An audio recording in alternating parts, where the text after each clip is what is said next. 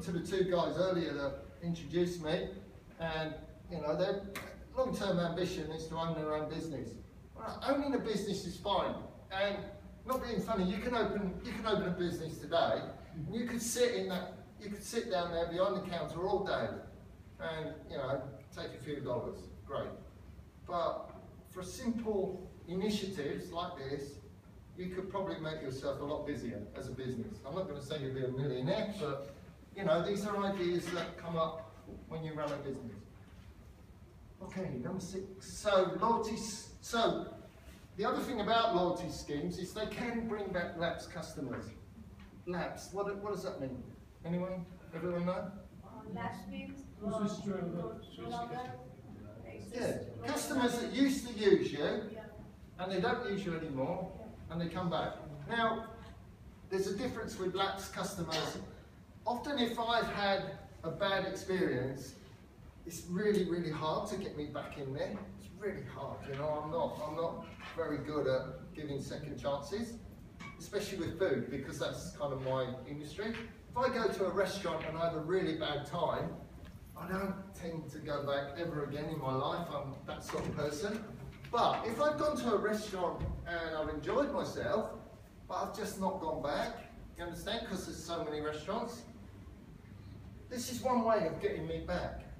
Yeah, and it's a good idea, you know. It's like I say, I've got that card. If I didn't go to that cafe downstairs, but this card kind of helps me to go back. So I'm a lapsed customer. It helps you bring back customers that perhaps no longer spend money with you. Yeah, they're actually easier to win over than cold prospects. Do you know what cold means in sales?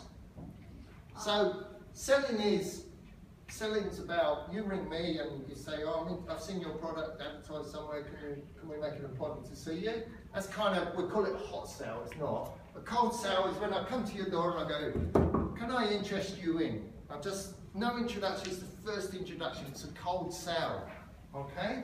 So cold selling is quite hard because, you know, the phone rings and I'm having my tea or dinner and, you know, I'm not going to answer, I don't want to know because my dinner's getting cold. They're not going to get a sale off me while my dinner's getting cold. So they ring, and they always ring at that time for some reason, I don't understand. Maybe it's because there's more people in, you know, you just got them from work and things. But that cold selling is really, really difficult to do. It's really difficult. But if you can use customers that were lapsed, they already know about your product. Yeah. So if I've used something before, if Air New Zealand was to ring me on the phone, I'd probably be more interested because I've used Air New Zealand than I would for a company I've never heard of. You know? Okay, cool. And they know me. They've got records about me. Probably not, you know, it's not personal details, but they know.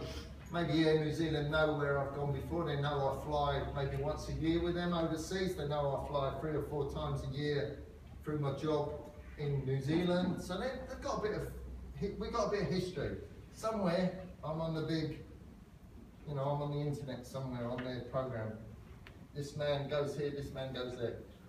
And they know so that's my buying history.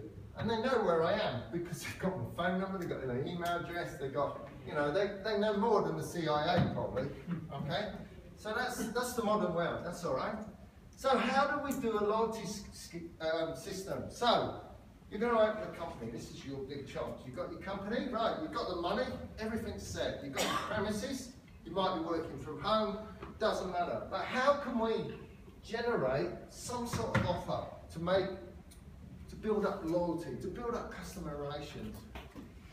Yeah, how can we control our customers? So the first thing we need to, so we've got a customer base. You've been open a little while, we've got a customer base. Now we want to really improve our customer base.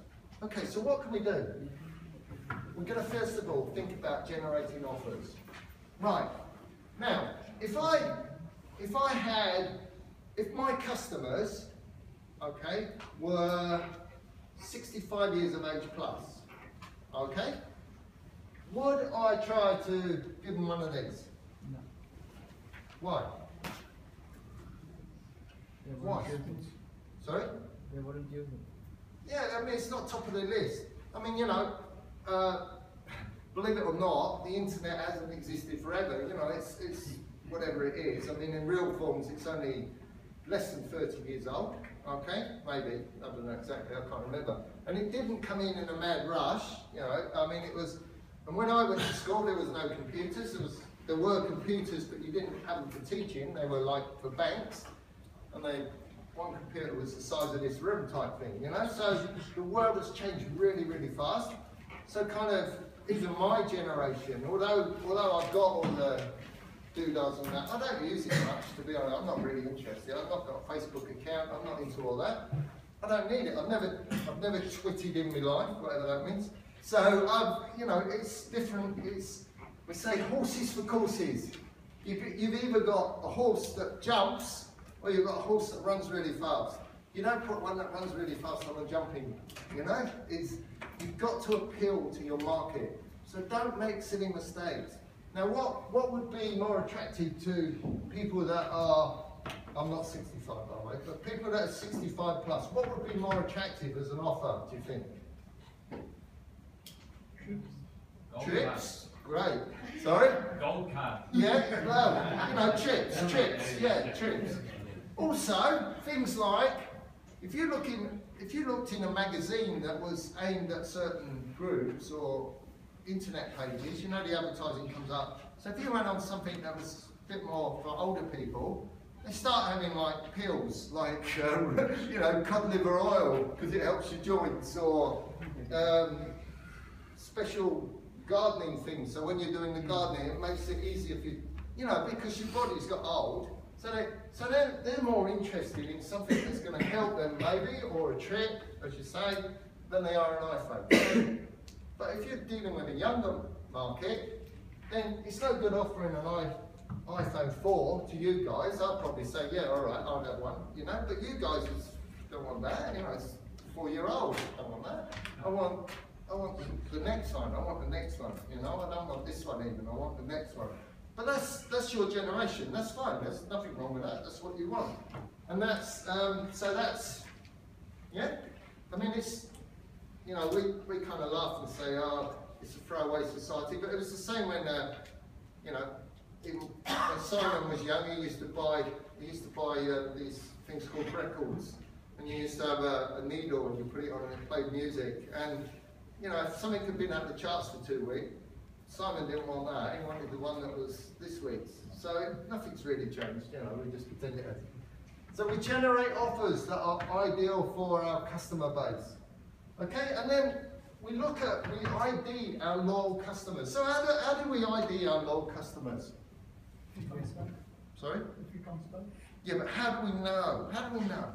If you've got a business, okay, right, I go to a company like Dick Smith's, all right, and I buy something, and they say, can we have your name, can we have your address, can we have your phone number, can we have your email? They don't need all that. Well, they don't need to know all that, I just want my receipt. But part of their policy is they're building up a database, aren't they? Yeah? Now, okay, there's all privacy stuff and all that, but they are building a database. They know where I live, they know my contact, they know what I've purchased, so they've got an idea of what I aim at. You know, is it this, is it that? Yeah, and there's a lot of companies, not just Dick Smith, there's a lot of companies do that. And they're building up an ideal loyal customer base. And so you need to know, you can't just have, like, with the coffee card, you can just give them out. You don't need to know people's, well, it's nice to know their name from a personal aspect, but you don't need to know their name. You certainly don't need to know their address. You don't need their email. You just need that loyalty card. Oh, I see you come quite a lot, keep coming. Yeah? But with a bigger company or a company that sells like Dick Smith's, they build up a loyalty customer base. And then what they do every so often, they might send out an email, because they've got your email address, saying, this weekend, 20% off everything. Customers only, loyal customers only. Yeah, now you could give that to anyone, they don't care, they just want everyone to come into their shop. But they're making you feel special again. Okay? So you need a loyal customer base. Okay, then you offer exclusive deals, like I've just said, you know, 10% a weekend, or as you said, you know, a flight. one person wins a flight to Melbourne for the weekend for you and your wife, whatever. You know, they've made so much money they could take all the customers to Melbourne. And then what you're doing actually, you're engaging with your customers again. You're engaging. So remember those customers that are thinking of going somewhere else, or your lapsed customers? There's another reason they're going to come back to you. Okay? Any questions on all this? So you understand a loyalty scheme is not just saying, you know, we'll do this. You need to do your research. And you need to research your customers anyway. Now, just going away, this wasn't a loyalty scheme, but I used to run a functions room for like weddings and things like that. But our main base was, I was working for a council, and they used to come for special dinners where they were impressing VIPs, they wanted money put into council, build a new road or whatever. So as soon as them people, the councillors walked in, up here, and we did have a list that we memorised just before they come in. As soon as they walked in, we knew what they would drink. So we would have their drink ready. So as soon as we saw them coming in the door, we're gin and tonic, there you go. Kept my job for 13 years, easy. Yeah, you just have to understand your customers. It's that little bit extra. You've got to make people feel special. So there's two sides to it. It's not just about loyalty. You've still got to make customers feel special. And even if somebody just buys a coffee a day, you know, that's your main money. You need those people. Because if somebody spends $5, somebody spends $100. It's got to be as important as each other. Because the $100 one walks away. The $5 one will be there until they've spent $1,000. And that gets back to your customer king. Yeah, that's where the customer's king. Make them feel special. Okay, so remember. Show me the money. It's all about making money. But don't do loyalty schemes at a loss. It's not very good business. If you do business at a loss, people will love you, but they won't stay with you because you'll be bankrupt. Yeah? And it's very hard to do that. I once went into business with you know, fish and chips. I was like selling fish and chips and fast food and stuff. And I weren't very good at it them days because I was a bit young and naive. I got the business too young. And I was kind of doing my customers a favour. But I was losing money because I was doing too much favours. I was giving them extra chips and all this. Which, you know, and it added up over time. And I didn't make great money. So, but if I was to do it today, I would say to people, no, you're not having that. This is what we do. So don't be frightened to make limits.